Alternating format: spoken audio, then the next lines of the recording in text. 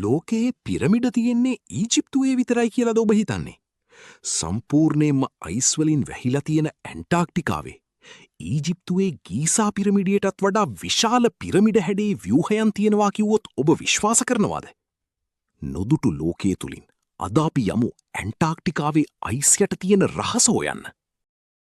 මෑතකදී Google Earth හරහා පර්යේෂකයින් ඇන්ටාර්ක්ටිකාවේ තියෙන අරුම පුදුම කඳුමුදුන් කිහිපයක් හොයාගත්තා.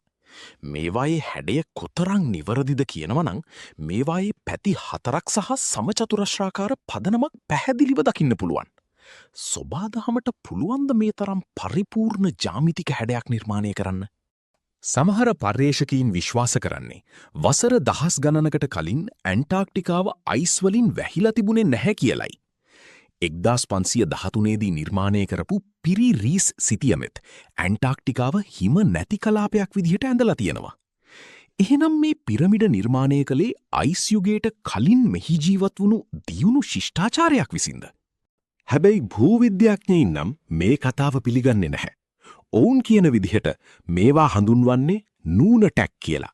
ඒ කියන්නේ අයිස් තට්ටුවෙන් ඉහළට මතුවුණු ස්වාභාවික කඳුමුදුන්.